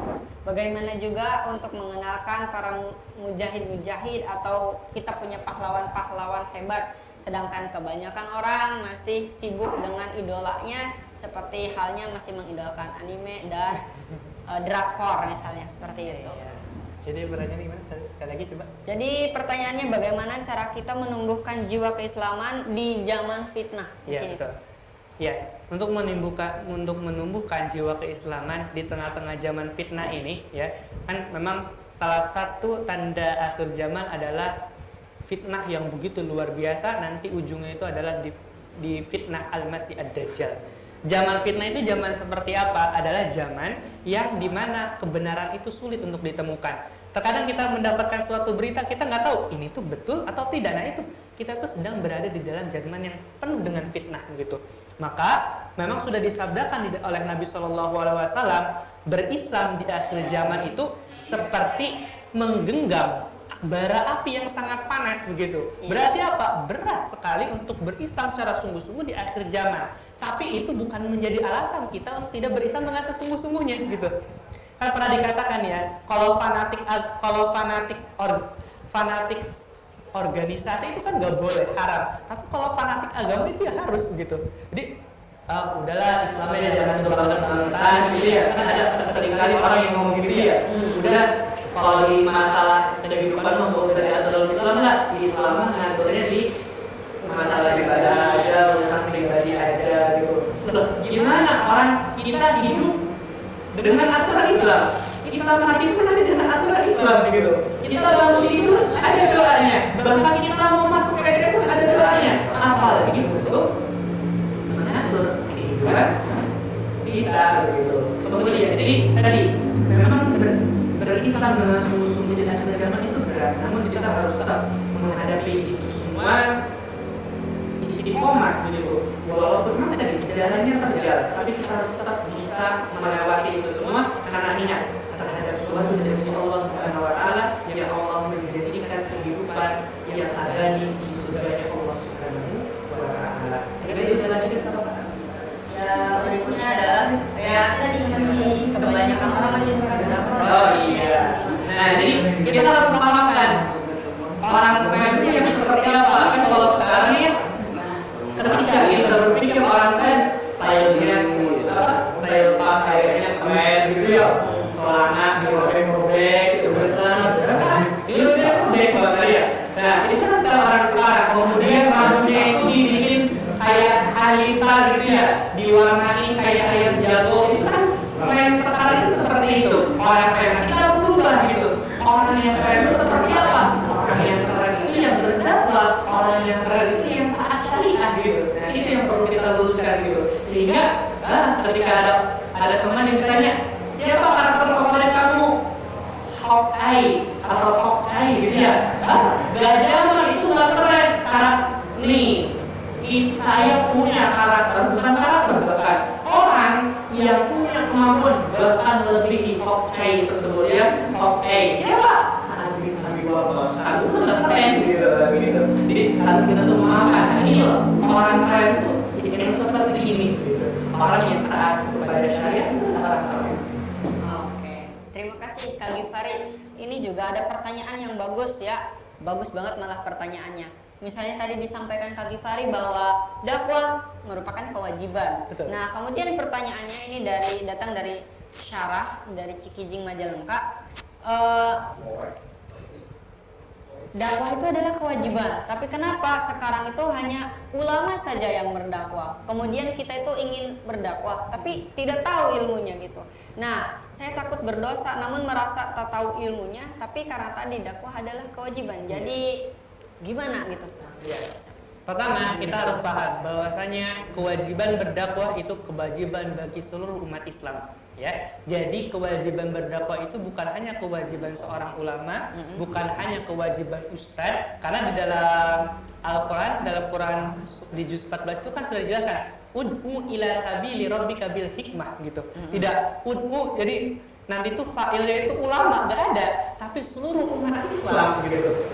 Siapapun itu yang dia mengaku Islam, yang dia berakal, maka wajib bagi dia itu untuk berdakwah. Nah, kemudian bagaimana ketika kita tidak tahu? Kita harus belajar dulu, kan begitu. Bagaimana seseorang bisa menyampaikan sesuatu sedangkan dia tidak mengetahui tentang sesuatu tersebut gitu. Contoh, saya kakak mau menyampaikan tentang cerita Muhammad Al-Fatih sedangkan kakak juga nggak tahu Muhammad Al-Fatih itu siapa, kan suatu hal yang mustahil. Maka yang pertama kita wajib untuk belajar terlebih dahulu, kemudian kita sampaikan kan dalam sebuah itu walaupun ayat, walaupun satu ayat, jadi sampaikan ilmu tersebut. Kalau kita semua bisa mengucapkan tahu huruf hijaiyah a, ba, ta, semua jauh itu ajarkan kepada orang lain gitu. Jangan sampai menunggu ilmu karena keberkahan atau banyaknya ilmu yang kita miliki, tapi adalah seberapa manfaat ilmu tersebut bagi kita dan orang lain. Oke, terima kasih Kak Gifari. Ini pertanyaan berikutnya adalah kita mau berdakwah, apakah mengingatkan itu adalah termasuk dari dakwah juga? Ini masih berkaitan dengan yang tadi kan sama ya. Betul. Berdakwah itu mengingatkan apakah masih bagian dari dakwah? Misalnya mengingatkan untuk tidak pacaran, berarti itu apakah bagian dari dakwah? Gitu. Terus kadang-kadang ketika kita mengingatkan kepada orang lain tuh orang lain bilang jangan urus aja diri sendiri, nanti gimana? Ya, betul. Jadi pertanyaan yang paling umum yang sering Kak Gifari dengar, gimana kadang dari anak-anak itu yang Kak Gifari ngajar di sekolah, itu pertanyaan ini. Ya, jadi tadi dakwah itu tadi gimana Kak? Dakwah itu merupakan kewajiban. Ya, dakwah itu kan merupakan suatu kewajiban. Nah, apakah mengingatkan termasuk bagian dari dakwah? Betul. Karena kita kembalikan kepada definisi dakwah. Dakwah itu adalah menyeru umat manusia untuk melakukan yang ma'ruf, melakukan yang baik, dan mencegah dari melakukan yang munkar. Kita mengingatkan kepada saudara kita jangan pacaran, pada hakikatnya dia sayang kepada saudaranya, sehingga dia mengingatkannya. Seorang ibu atau bapak yang memukul anak yang ketika tidak mau melaksanakan sholat sedangkan anak yang sudah berusia lebih dari 7 tahun, itu merupakan bukti dari kecintaannya gitu. Maka tadi kembali ke pertanyaan bahwasanya ya dakwah itu mengingatkan kita kan Rasul itu diutus juga sama untuk memberikan 2 kabar gembira dan peringatan kepada manusia, kabar gembira tentang kehidupan akhirat di surga yang begitu luar biasa, kemudian peringatan bagi orang-orang yang menentang Allah dan Rasulnya, maka disediakan azab yang besar baginya. Kemudian bagaimana cara kita menanggapi orang-orang yang mengatakan udahlah urusin urusan kamu aja, nggak usah ngurusin saya gitu ya. Oke, itu memang perkataan yang mudah, tapi perlu satu hal yang ingat gini. Setiap orang pasti butuh orang lain, butuh untuk mengingatkan. Bahkan sampai detik ini, sampai saat ini, Kak Gifari belum pernah menemukan orang yang mati masuk di kuburannya sendiri, kemudian mengkafaninya sendiri, kemudian mensolati dirinya sendiri. Gak ada kejadian seperti itu. Pasti membutuhkan orang lain gitu. Nah, yang jadi masalah itu begini Kak, bahwasanya oke, yang maksiat emang orang lain. Tapi kalau di satu negeri sudah banyak yang maksiat, yang kena azab semuanya begitu. Terlepas di dalam negeri tersebut ada orang yang beriman, ada orang yang soleh, yang kenanya kita semua begitu. Makanya kan dulu ketika melihat Allah yang tepat, Sayyidina Umar bin Khattab itu bertanya, siapa di antara kalian yang bermaksiat kepada Allah Subhanahu wa taala? Kalau tetap melakukan maksiat, maka saya akan meninggalkan kalian semua. Kenapa? Karena tadi ketika azab Allah itu turun, maka Allah tidak melihat di daerah tersebut itu ada orang beriman atau tidak turun gitu. Nah, itu kewajiban kita ya. Jadi harus berdakwah, dakwah bukan suatu pilihan. Pilihannya 2, kita berdakwah dengan sungguh-sungguh atau nanti kita disediakan azab yang begitu pedih oleh Allah Subhanahu wa taala. Terima kasih Kak Gifari. Kita sudah berada pada sesi terakhir nih Kak dan sahabat teman saudara semua. Dari sini sudah ada gaji eksklusifnya dari teman saudara. Ini bukan gaji yang biasa yang biasa pasaran ya, ini benar-benar khusus luar biasa, dibuat istimewa ya, dibuat amazing yang menarik. Silakan yang mau, tadi Kak Syukron sudah ada listnya yang dapat dan sini. Kemudian ini juga 2 buku yang ada di depan Kak Syukron sama Kak Gifari, buku Muhammad Al-Fatih dan buku Ghazi ya. Keduanya adalah karangan Ustadz Felix Shaw gitu. Nah, tidak terasa kita sudah ada di sesi terakhir untuk tanya jawab dicukupkan terlebih dahulu. Silakan nanti kita bisa diskusi lebih lanjut di forum yang lain seperti grup WhatsApp dan lain sebagainya bagi pertanyaan-pertanyaan yang belum terjawab. Seperti itu. Nah, Kak Syukron simpulkan bahwa materi kita yang tentang fiksi atau nyata gitu, kebanyakan remaja malah menyukai sesuatu yang dibuat oleh orang lain dalam hal ini adalah sesuatu yang fiktif gitu, pahlawan fiktif gitu dari film dan dari anime dan lain sebagainya gitu. Sementara yang aslinya seperti yang ada pada sejarah malah terlupakan. Kita sekarang harus mulai sadar bahwa kita sekarang punya pahlawan yang pahlawan tersebut adalah ada dalam sejarah. Pahlawan tersebut, Kak Syukran simpulkan ya, bahwa pahlawan yang tadi disampaikan oleh Kak Gifari dalam materi itu tidak lepas dari pembinaan yang luar biasa, tidak lepas dari dibina oleh Rasulullah SAW. Dari Rasulullah SAW itu berdakwah, mendakwahkan Islam dari zaman Arab yang kemudian kita bisa rasakan dampaknya, efek positifnya di zaman teh kotak gitu. Ya, dari zaman onta sampai zaman mobil Toyota gitu. Dari zaman Utsman bin Affan sampai zaman Kak Gifari yang tampan. Nah, itu adalah apa? Dampak dari dakwahnya Rasulullah dan para sahabatnya. Jadi kita bisa merasakan manisnya iman, merasakan luar biasanya Islam dan bagaimana Islam itu menjadi rahmatan lil alamin dan kemudian memimpin peradaban dunia hampir 2/3 dunia luasnya. Dan kita yakini bahwa nanti kita Islam akan bangkit lagi adalah oleh pemuda. Iya betul, oleh Dan kita. pastikan kita termasuk di dalamnya. Betul. Tadi yang disampaikan Kak Gifari, Islam itu dakwah Islam ada ataupun tanpa ada kita ataupun tanpa kita, Islam pasti tegak gitu ya. Betul. Bahwa peradaban Islam pasti akan muncul kembali. Tapi permasalahannya apa kita tidak mau ikut andil gitu di dalamnya. Nah, tentu kita ingin ikut andil dan cara andilnya adalah sesuai dengan kapasitas diri kita. Yuk gabung di komunitas-komunitas positif seperti Teman Surga dan lain sebagainya yang kemudian kita mendakwahkan Islam dikemas dengan semenarik mungkin sesuai uslub masanya seperti itu. Oke, untuk menambah keberkahan, untuk menambah keberkahan pertemuan kita kali ini, mari kita bermunajat terlebih dahulu ya, bermunajat kepada Allah Subhanahu wa taala. Allahumma sholli ala habibina wa syafiina wa karimina wa dukhrina wa maulana Muhammad. Wassalim wa radallahu tabarakta an sadatina Rasulullah azmain. Amin ya rabbal alamin. Alhamdulillahi rabbil alamin, hamdan syakirin, hamdan na'imin, hamdan yuafini wa yukafi majidah. Ya Rabbana lakal hamdu kama yanbaghi li jalali wajhikal karim wa adimi sultanik.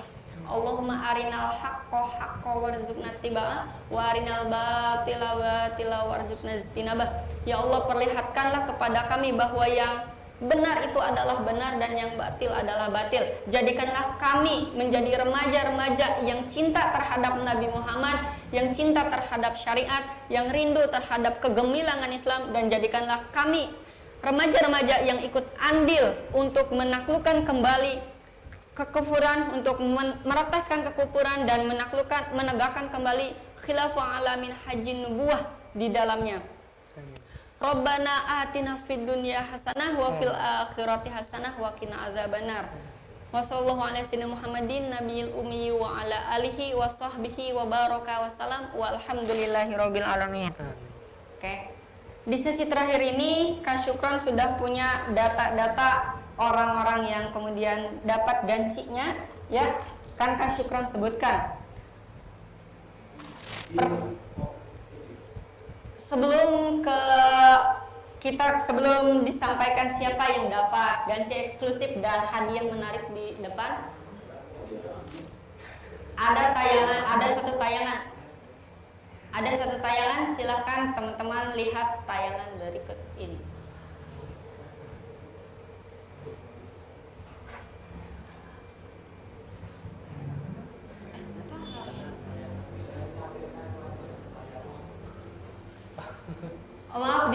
Maaf, kesalahan teknis. Di sesi ini silahkan teman sahabat surga semua, sahabat teman surga, dibuka videonya. Maksudnya dibuka videonya, ada sesi foto bersama ya. Silahkan tetap dengan pakaian yang ahsan ya. Silahkan, sudah? cek dulu nih.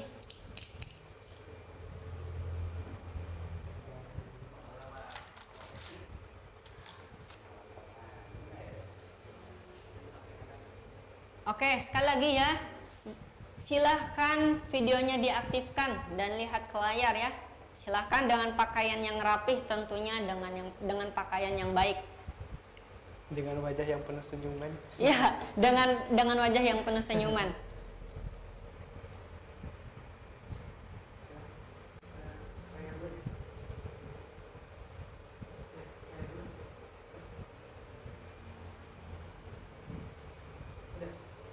Sudah? Oke, silahkan senyum ya teman-teman, senyum. Karena ini sesi foto.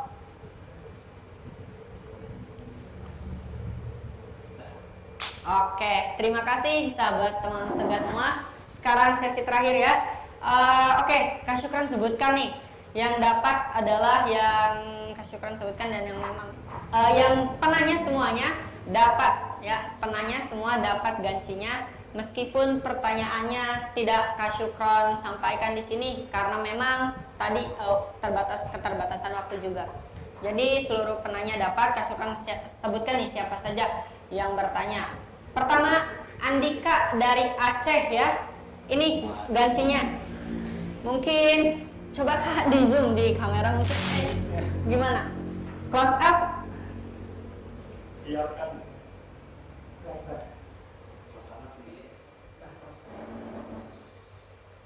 Nah, seperti ini ya. Insya Allah tidak akan luntur terkena hujan karena memang produknya bagus. Ini bukan Hanya luntur terbawa zaman.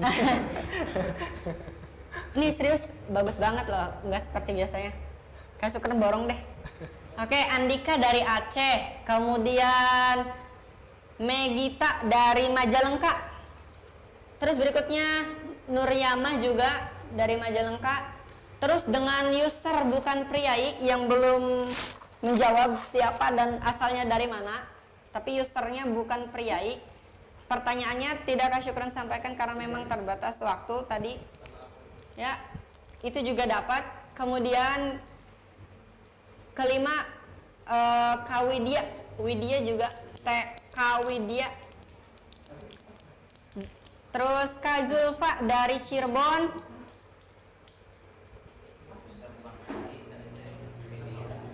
Kak Dedeh dari Majalengka. Kak Syarah dari Cikijing Majalengka, ya.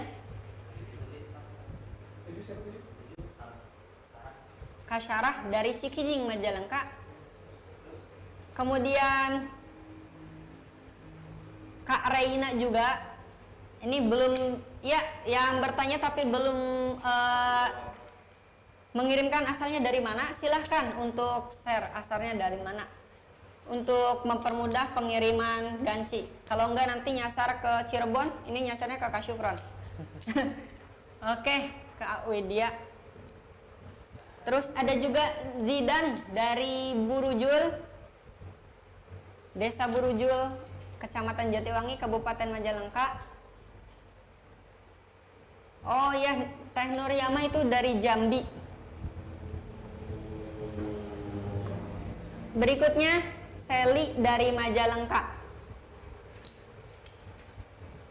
Oke, berikut tadi adalah teman surga yang dapat hadiah eksklusif berupa ganci dari teman surga Cirebon Raya. Nah, sekarang ini adalah door prize-nya ya. Buku Muhammad Al-Fatih, luar biasa ini versi komiknya. Jadi teman-teman insya Allah tidak akan jenuh membacanya, akan larut dalam ceritanya, alur ceritanya, karena memang ini didesain agar kita larut dalam cerita biar imajinasi kita itu lebih terarah. Jadi bagi teman-teman yang memang suka ngantuk kan kalau baca yang teks semua gitu. Nah, ini cocok ya. Tapi sayangnya Kak Syukron sudah punya siapa yang dapat buku ini ya. Buku ini didapatkan oleh Kak Syukron.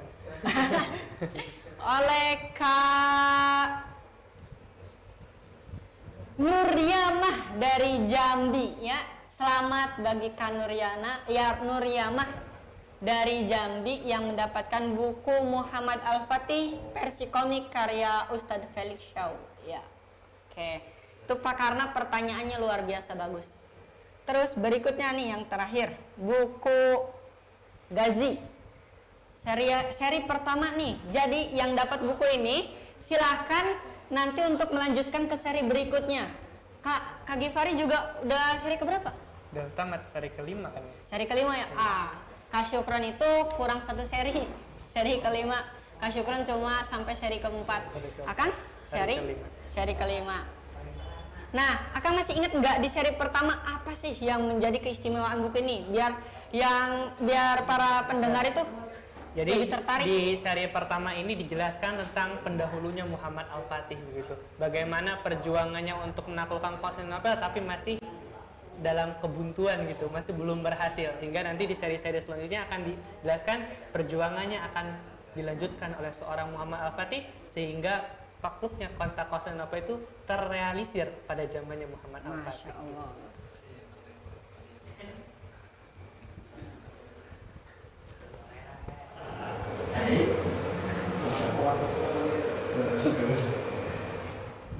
Oke, nah tadi maaf ada lagi yang dapat tapi belum Kak Syukron sampaikan ya. Namanya Kak Farah dan Kak Irdina. Ya, nanti dicatat dan dikontak oleh tim panitia. Oke, kita kembali lagi ke sini ke pembahasan ini. Ke pembahasan gaji seri pertama ini bahwa memang Muhammad Al-Fatih itu sudah dididik sedari kecil untuk menaklukkan Konstantinopel ya? Betul. Betul. Dididik oleh dua orang ulama besar ya. Salah satunya Syekh A'aq Samsuddin dan Syekh Ahmad Qur'ani. Masya Allah, Syekh A'aq Samsuddin. Bahkan motivasinya itu senantiasa disampaikan ke Muhammad Al-Fatih kecil bahwa latuf tahanal Konstantinia, ini dari hadis Rasulullah SAW bahwa latuf tahanal Konstantinia fala amiruha wa ni'mal jais dzalikal jais gitu. Jadi sebaik-baik kelak Konstantinopel itu akan ditaklukkan dan sebaik-baik pemimpin adalah pemimpinnya dan sebaik-baik prajurit atau pasukan adalah pasukannya, seperti itu. Jadi ini cocok bagi nanti yang dapat hadiah ini, silahkan bisa lanjutkan ke seri-seri berikutnya, seri kedua sampai seri kelima. Pemenangnya adalah Kak Syarah dari Majalengka ya, Kak Syarah. Karena tadi pertanyaannya bagus, menanyakan tentang dakwah kewajiban, tapi bagaimana kita mendakwahkan sementara kita tak punya ilmunya. Mungkin itu saja. Oh, sebentar.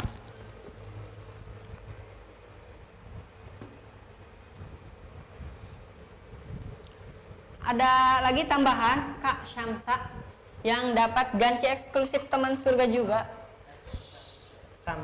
Syamsa, bukan Syamsul, Syamsa. Ya, Syamsa. Ini gancinya ya. Nanti akan dikirim oleh panitia ke alamat masing-masing. Insya Allah akan dikontak oleh tim teman surga Cirebon Raya.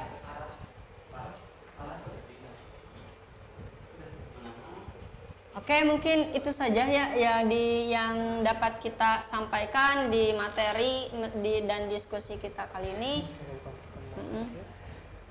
Kurang lebihnya mohon maaf karena tak ada gading yang tak retak. Ini masih jauh panggang dari api ya gitu. Masih selalu kita masih tetap harus evaluasi diri, begitu juga dengan diri kita pribadi masing-masing agar senantiasa lebih baik dari hari ke hari.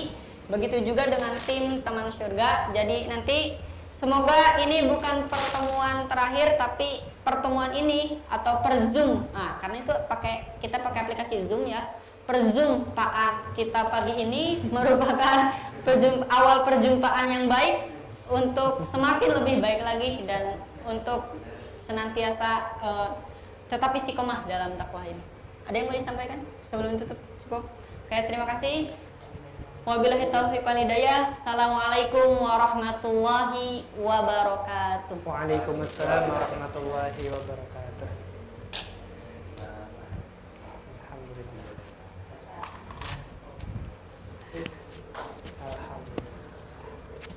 Sudah ya, udah keserat lagi.